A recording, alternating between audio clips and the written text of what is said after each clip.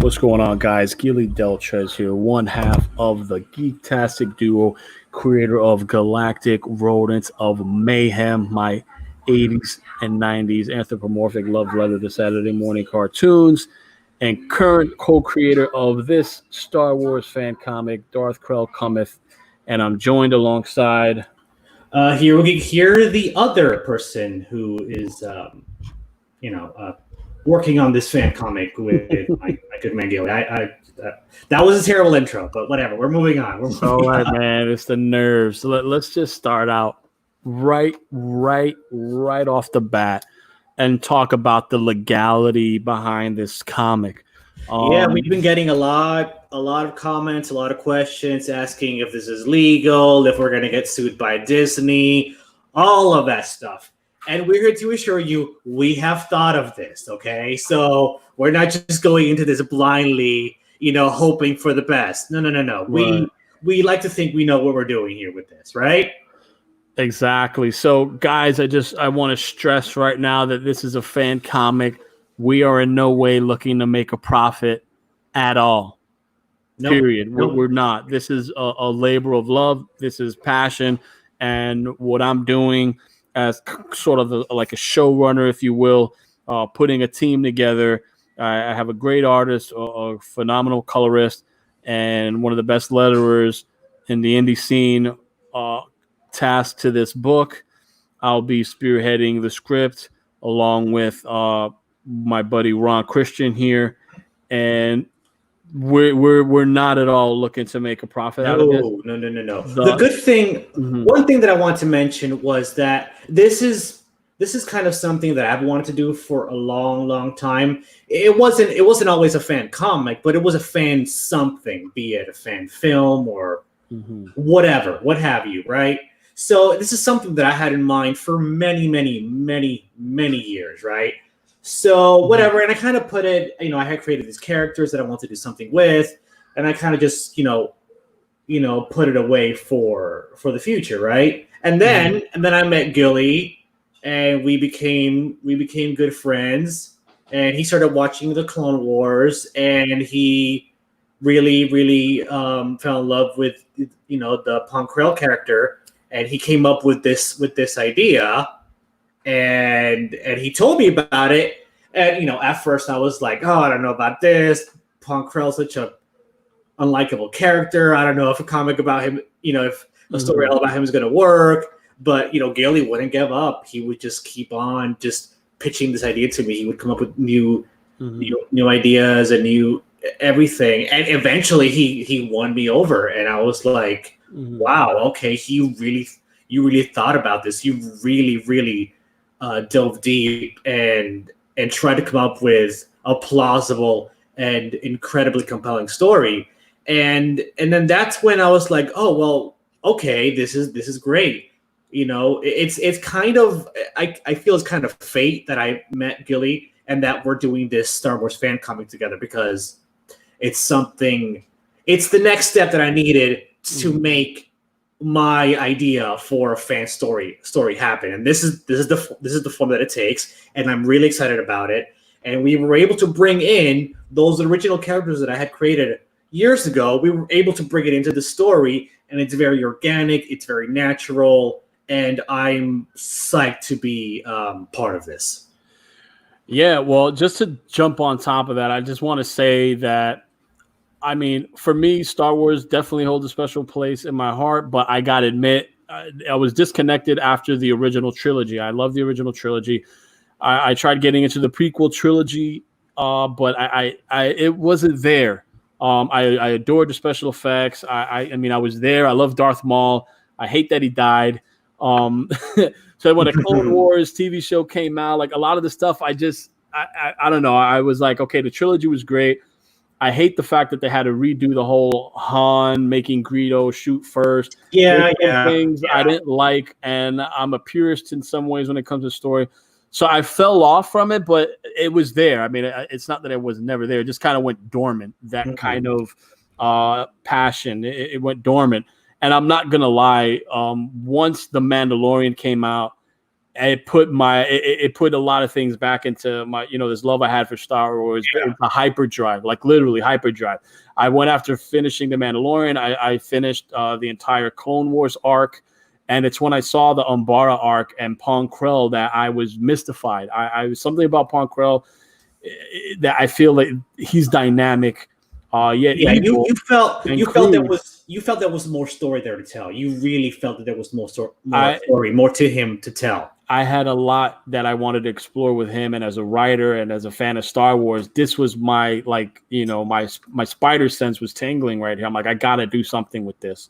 And I remember, talking to Ron, and he's laughing. He's Pong Krell. I don't want to read a Pong Krell story. I'm like, dude, trust me, we can do something here. Why does a fan comic work? I'm gonna deviate real quick before I jump into why I like Pong Krell so much. Okay. I'm going to deviate because if you're going to write a fan comic, there's some like unwritten rules that I feel you need to abide by. I'm not going to write a fan comic on Darth Vader. He's sacred to me. I just wouldn't do it. As much as I love the character, if maybe somehow, later in the future, I'm with a publisher and Marvel's like, hey, or Disney's like, hey, we want you to write a Darth Vader story. I got to see if I got something there. I love Darth Vader, but I'm just saying, like, he's sacred to me. I always write something that I have a passion for. Darth Maul is one, but he's already Clone Wars already did too much. They pretty much between Clone Wars and between Rebels, you'll see when you finish that his story is pretty much told. Right. So that's why it's like there's certain people I wouldn't touch. Luke Skywalker, I love him. I wouldn't touch him. Han Solo, neither. Han Solo, like a lot of these characters had great, vibrant stories told through Dark Horse comics. Although I think that something with Chewie might be kind of cool. I think Chewie hasn't been touched as much as he should. Chewie might get me to do something fresh for. But they, like I said, I have to be wowed. I have to be mystified. It's got to be something calling me. Yeah. So unwritten rule, like you can't touch an icon. That's just me. I wouldn't do that. Now, I purposefully chose Pong Krell because if you remember the Clone Wars, spoiler alert, he dies, right? Mm-hmm. And I mean, how many times in comics a villain dies and they don't stay dead, right? Yeah. There has to be some plausibility behind everything. Since I loved Count Dooku, I loved Cad Bane, and how they set up Pong Krell, I felt, man, let me see how he dies. Now, in that episode, if there's a part where they try to lure him in a trap with these pit monsters, and if the pit monster got him and tore him to pieces or ate him completely, it's going to be hard to make that. It's going to be hard. I'm really reaching. He got shot in the back. Okay, it's a blaster shot. And, I mean, we've seen people survive a bullet wound. We've seen people survive blaster shots in Star Wars stories. Even Ahsoka in the last season of the Clone Wars, she took a couple blaster shots and survived. Yeah. So even though it was a point-blank shot to the back, Pong Krell is of the basilisk species. They have four. I guess, I go big. Yeah, I go back to what you go back to all the time, which is Darth Maul literally getting lightsabered in half and surviving that. I mean, come on. Yeah, I mean, when people, we've tweeted this or not tweeted, we tweeted it, but like on Facebook, we put it out there on Reddit. I put, I try to promote. Some people will. Well, he's dead and, he can't come back. And I'm like, well, Darth Maul was, sliced in half. Well, I mean, if you're sliced in half and you come back, I don't give a dang what. I'm good. I can make a plausible case for Pong Krell to be revived, or I can make the case where he could survive that shot. Even Palpatine, right? Yeah, it's a clone or whatever. But, I mean, getting shot in the back in that way, the window for him to survive is very limited, and I did something in the comic that I think is really cool, and I think it kind of works. And if we're able to tell the story, it would be great because we definitely have big plans, and we thought about this a lot. This isn't just some glossed over, we're trying to wing it kind of story. No, we're really putting a lot of thought. We're looking at legends. We're looking at canon. We're trying to fit something that would exist within both timelines. We got a real cool Star Wars story, and most importantly, a redemption story, because I feel Star Wars, when we talk about New Hope, we talk about redemption. If Darth Vader can be saved, I think Krell can be saved. For sure. Yeah, totally. I mean, I'm pretty excited about this, and I think we launched it on the right day, on Star Wars Day. But yeah, I'm pretty excited about this, and I think we come up with a good trailer and got music and yeah. So when you're doing a Star Wars, I mean, we don't have the rights to Star Wars. Disney didn't sanction this by any means. But it's a fan comic, and there's nothing wrong with fan fiction. In fact, Kavan Scott, who's now I think he's spearheading the High Republic stories that are coming out. He actually wrote to me on Twitter, and he said pretty much if you have a story to tell, tell it. And that he wouldn't have got his break if it wasn't for fan fiction. The thing, whereas I don't want to write, a whole body of text.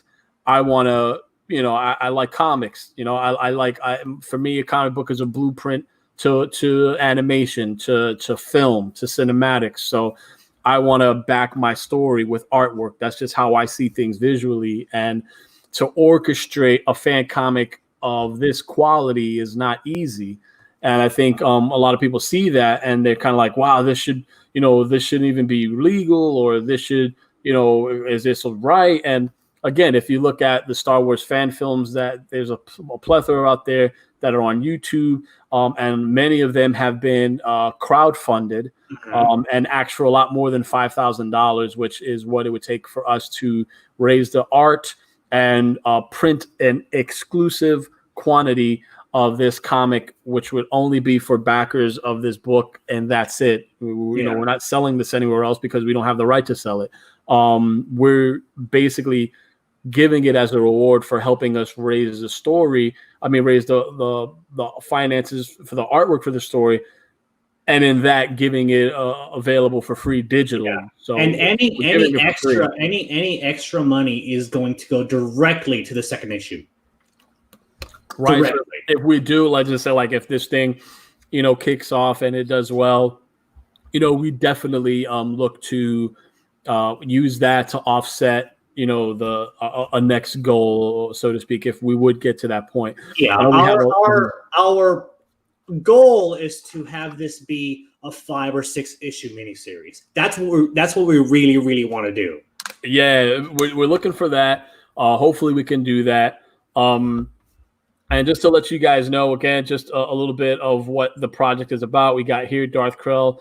Cometh is the most authentic feeling Star Wars fan fiction comic out there, a throwback to Dark Horse era of Star Wars comics, with the story spearheaded by 2 passionate comic book creators who happen to be huge Star Wars fans. Then again, as we said, this is available for free digitally. Like, if we get this funded everywhere like this, we're not trying to make money off this. We kind of we're fans that want to tell the story. So with that being said, it's almost like, if you go to a comic book convention, does Joe Blow, the artist, have a right to profit off of creating a Spider-Man sketch and selling it to a fan for $100? If you go there, like, is Disney and Marvel going to really police that? No. And it's kind of like leeway that can happen as far as doing a fan comic. That's what commissions are. So yeah, as far as doing a fan comic, we're commissioning, you could say, the artwork for the story, and in return, you'll be getting a printed copy of this book that will not be available anywhere else and wouldn't be sold anywhere else. I mean, for all intents and purposes, I would use a printed copy if I see Dave Filoni and I corner him in a bathroom, or Jon Favreau. I'm like, hey guys, you want to take a look at this? I think we got something good, and we're big fans of yours. Anyway, but we can't make money off of this. I'm not trying to make money off this. This is literally a passion project. This is strictly for our love of Star Wars. Star Wars means a lot to me. If it weren't for Star Wars, I wouldn't want to be a storyteller. I owe my love for film, for storytelling, for a lot of who I am as a person today to Star Wars. So this is my way of giving back. Yeah, I mean, this is my way as well to, my personal homage to George Lucas, to Dave Filoni, even Jon Favreau for that matter, because these guys are guys that I really admire growing up, and the stories that they put out on film. Not only that, but they're unfortunately the only people over at Disney Lucasfilm right now who are spearheading the iconic Star Wars that, I don't feel people like Kathleen Kennedy or Rian Johnson have really done a good job. And I'm not going to get into it. Right. If you follow me on Twitter, you know how strongly I feel about this. But for the purposes of this, of this live stream, I'll just leave it there. Right. But even with that being said, I mean, I, as a fan, I'm not going to lie. I went into Star Wars The Force Awakens with high hopes. I'd be lying if I said no. I. Yeah, so I wanted to enjoy it. I remember buying a Kylo Ren bobblehead. I remember buying a Finn when he was in the Stormtrooper outfit, a helmetless. I got, I was getting into it. I was really looking forward to something really special. And the first Force Awakens, it was starting out good. Kylo Ren stopping the blasters. He just looked. It started with it feels like Star Wars, and it was getting really good. Yes. But then as it went on, there was this. It's just I'm like, it's almost like I had that feeling like when I saw Pirates of the Caribbean, the sequel. I'm like, yeah, this is okay, but it's like, where's the meat? I'm just saying, and then when the sequel came out, what was it? The Last Jedi. That for me, that was where it just took me downhill. And then with the trilogy, the last one, The Rise of Skywalker, it's almost like, you have this. It's too much damage. It's like the dam has been broken, and you're trying your best to cover up a hole, and you try to cover it up with toilet tissue. And it's not doing it. It can't bear. The damage is too much. So what we're trying to do is just create something that we feel would honor our love of Star Wars while also bringing something new and fresh to the table. Yeah. Speaking of which, I had quite an interesting few days on Twitter. I don't know if you want to discuss this, but yeah, I put out a tweet that triggered a lot of people. Okay. And dealing with the backlash of it has been interesting. Okay, I'm gonna see if I can pull up this tweet real quick. Yeah, it's still up because I'm not deleting it. I'm not apologizing for it, but I'm just saying it's been challenging. But yeah, so yeah, I angered a lot of people. I don't know. I mean, what do you think, Gilly? What do you think? You've seen the tweet, so I'm gonna pull it up right now, real quick. Okay. And again, I know it's when you're Star Wars fans. I mean, it could get nasty and it could get ugly. Yeah. And again, we're passionate fans, so we don't want to create any animosity. We just kind of want to share our opinion and talk about something that we hold dear. But here's a quick glimpse at the tweet. So basically, only SJWs, Raylos, casual normies, and sexist feminists would call characters like Riken, Madine, Akbar, and Wedge unimportant extras. And we have a picture of Riken. We have a picture of Madine. Yeah, I don't know. Akbar, I do know. And Wedge, I do know. So, I mean, Ron, I don't know what you did here, but this is the kind of traction we need to get on our campaign. Yeah, so I mean, at least that 156 retweets, 669 likes. All of the above, and then Ray Palpatine. That's funny. So again, it's they did Akbar so wrong in The Last Jedi. No emotional weight on his loss to any of the main characters. So yeah, I mean, it looks like, I mean, we do know our Star Wars, and Ron is a little bit more hardcore than me, I'll admit, but I do have a lot to bring to the table, and I do have a respect and adoration for the older films. Gilly is one of the most talented, intelligent, and savvy storytellers that I've ever met. I mean, his knack for good storytelling is phenomenal, and it's just amazing. And even when I fight him on some things, even when I'm like, I kind of like butt heads with him on some things, when I really think about it, I'm like, I'm sitting, taking a shower or chilling, in my room, and I'm thinking about like, damn it, Gilly's right about this, and I have to just wow. For real? Crap, he's right about this. All right, yeah, he knows what he's doing. I think he's got a good instinct on storytelling that sometimes I can't see right away, but when I think about it, I'm like, yeah, he's right. I don't even realize, but I think I attribute that to all the the movies I consumed when I was I've seen a lot of movies, a lot of trash, a lot of stuff, and again, I always wanted to make it. Also, I do think that you being on the more casual end of fandom when it comes to Star Wars is an advantage, because you see things from a perspective that I may not. Mm-hmm. So I think that's good for me.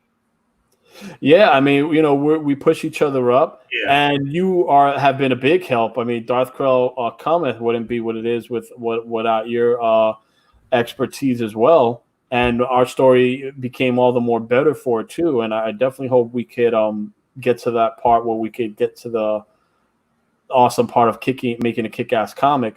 Yeah. But here's a look at our cover. We hint at some stuff. We got Dooku.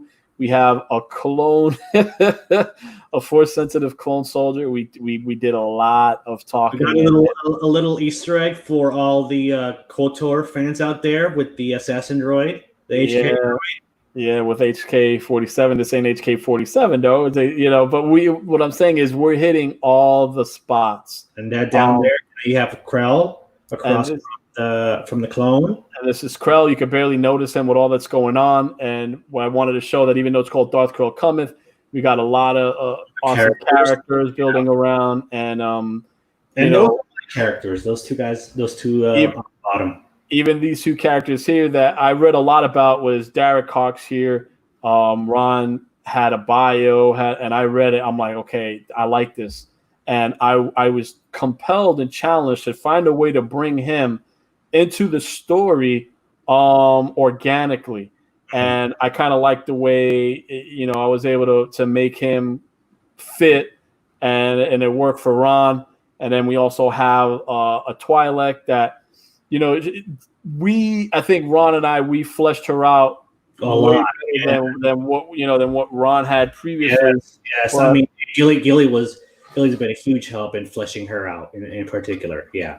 And she, believe it or not, is a big piece, a crucial piece. I mean, this comic, in the conclusion wouldn't be what it is without her. So we got these two characters, and I mean, this is what fandom is. This is what, this is our contribution into what we can't change as far as Star Wars goes. So here we go. In a galaxy far, far away, if we had our own little crawl, it'd be a secret Sith revolt is bubbling beneath the shadows with the newly formed galactic empire dead in its sights. The last-ditch call to arms orchestrated by Count Dooku and his trusted former Jedi apprentice Pong Krell, who is now well-versed in the ways of the Sith after somehow surviving the chaotic mutiny on Umbara. As the Civil War rages on between the Rebellion and the evil Galactic Empire, a treasure hunter of Jedi relics and a Force-sensitive Twi'lek stumble upon one of the deepest and darkest threats against the galaxy. Together, they go searching for a dangerous secret hidden away on the derelict planet of Morabond, hoping they can stop the master plan of a former Jedi Master gone dark. Pong Krell is no more. Darth Krell cometh. So,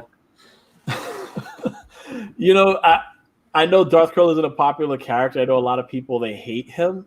But I have seen some questions on Quora. I remember researching on Pong Krell. There was a question on why Darth Krell, like why he would have been an amazing Darth character. Mm-hmm. And I think that also triggered me into wanting to get into the story because, I want to flirt with how he would look, full Darth mode. But at the same time, I want to work on that redemption arc. I think that's what makes Star Wars what it is. We got some artwork here, some gorgeous, beautiful art. Yep. I love that first panel, just setting it up like it's taking it. It's like we're doing our homework. We're making it work. We're finding a way to play around with obviously what had happened. He did get shot in the back. However, right, we go into a flashback, and I love Dooku. I love Count Dooku, and I did some research as far as legends and canon, and there was a period of time, like just his last few years as a Jedi, before he just where he left, and I thought that would be cool if he wanted to court kind of like a pupil that he could kind of someone that would admire him or someone that would instantly revere him. And I see like a young Pong Krell drawn to like a Count Dooku. I don't know, like for some reason like that. And when I research Pong Krell, like there's nothing that says who his Jedi Master was. It's never known. It's all that's known is that he rose the ranks real fast. Yeah. So I'm like, what better way to rise the ranks than just have Dooku be the one showing you the ways and having you think outside the box? Yeah. You know what I mean? Like showing you beyond the veil of the Jedi. So I thought that would be cool. And here we have, Dooku and Yoda together. I think that is a cool little shot. And then of course we have a young Pong Krell. A lot of thought went into this project, and this is what it is, man. I would love nothing more than to be able to work this into canon somewhere. That would be kind of cool. Where we could. That's where getting this in the hands of Filoni would be very, very cool and very helpful. Of course, we're dreaming here, right? I love that middle panel, by the way. The way he drew the Force energy around Krell, and the way that the color is just beautiful. I love that panel in particular. It's amazing. Yeah. So my thing was Pong Krell. He was hinting at becoming a Sith apprentice, but at the same time, I wanted to touch on how, adept he would have been in the Force through training with Count Dooku, and also the fact that he could foresee things through visions, how he foresaw the fall of the Jedi, and he kind of knew they were doomed, and there was going to be a new Sith revolution, or that's where we have Palpatine and Vader. So he kind of knew what was going on. So whereas Darth Maul had to cling on the dark side to survive being cut in half, you could say, I wanted to go where Pong Krell is using the Force the way he knows the Force, right? If you train to the light side, you could have the emotion to tap into the dark side. I wouldn't say that's unheard of, or that's something incapable for a Jedi Master like Pong Krell. But I wanted to show that he's just tapping into the Force, like to the raw Force, because he saw the vision of him getting that blaster shot, and he kind of wants to soften the blow to kind of hold out as long as he can, hoping that he would be rescued. And sure enough, it wouldn't be a story if we have him surviving, if we didn't have him surviving. So we do, the way I see it is, if you watch that arc, there's a moment where the clones come up to him and he's in the top of the tower. That would have been a perfect spot before the clones got in, where he could have been talking through hologram to Dooku. To like a Who knows? We might have that scene in the comic. Just stay tuned. We might saying, "Hey, been overrun. This is like the mutiny is forming." Maybe Dooku could say, "Survive that. That's your last test," or some kind of thing. Well, of course, we know he didn't. But because Dooku normally, the way he kind of put aside Asajj Ventress, he kind of deterred Savage Opress when they, he was like, okay, you're against me, you're done. Like I felt like Krell, because again, I'm leaning on the plausibility of him being his master beforehand, because I know Dooku enough where if Dooku just talks to Pong Krell fresh out of nowhere, he can cut him off in a heartbeat.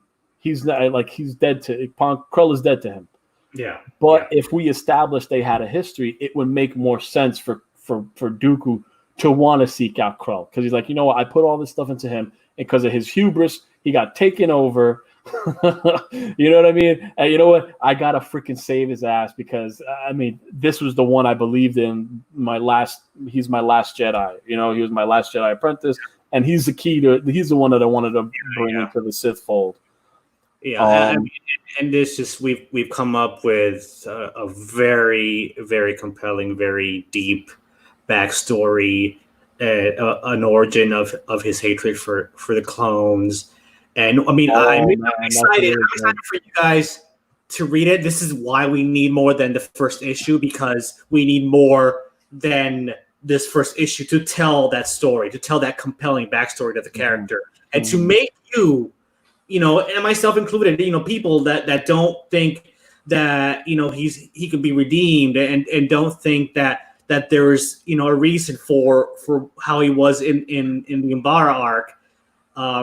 Gilly and we've come up with I can't tell you about it, but I'm so excited about it.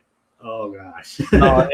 We got something good. We had, like I said, I look into why would Krell hate the clone so much, and for me it has to be more than they're just bred in a laboratory and he sees them as inept, incompetent. It has to be more than that, and I had to create a scenario where something would happen and it would just be like, this is what they are, and they're not. And we tie that to Kiara Talik, also with Kiara Talik, who is our Twilight.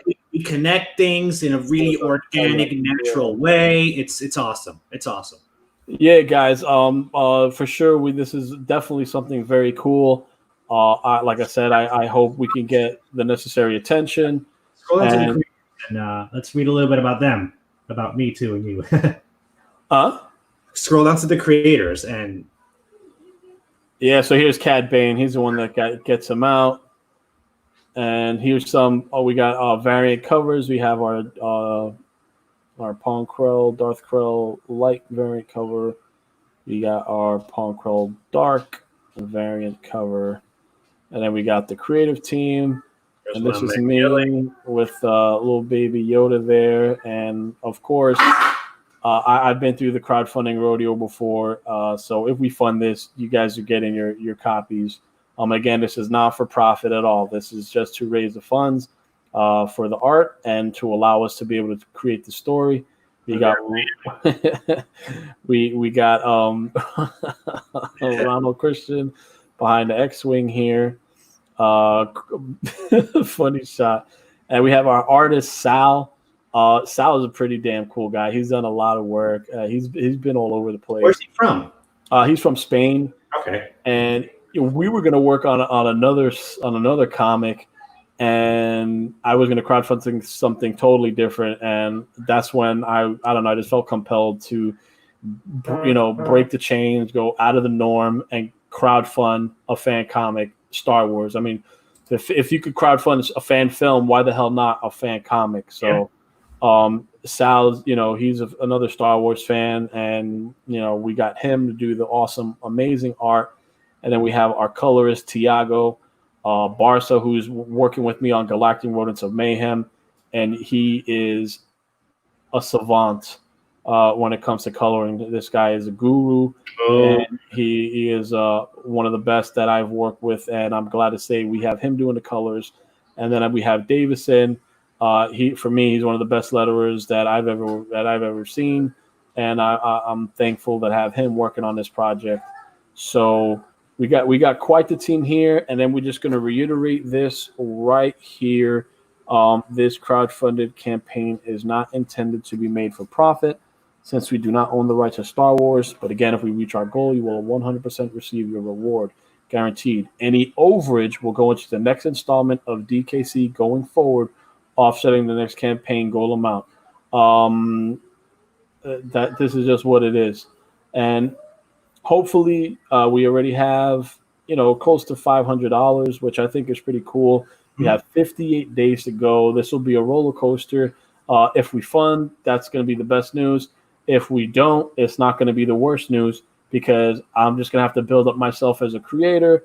Ron will do the same, and we're going to come back and make this story happen somewhere or the other. Hopefully, this will get to the point where we'll have an audience, and we can get it done. This is TBC, to be continued. If we don't fund this campaign, we put a lot of hard work into this. If you watch the campaign trailer, you guys will know that we have an awesome score. We even had great voiceover work. Again, we got a lot. Yeah, we're putting a lot into this. I mean, I really wanted to make this special, this unique, this thing that's never been done before. I want to just really make it stand out. Yep. So, guys, we will definitely be doing a couple of videos as we go along. Hopefully, we could get on some featured Star Wars channels to talk about Darth Krell. Yeah, I'm hoping so. I know there's been a how strong is Darth Krell video out there. I mean, we got to get in touch with people to know that this is a story that's out there, and it's definitely worth being told. So that's what we're gonna do, guys. We're just gonna keep on chopping, keep on knocking, and hopefully we break through and we're able to tell this comic, because it's truly special. It's very, very special. All right, guys. As always, please like and definitely sub to our channel.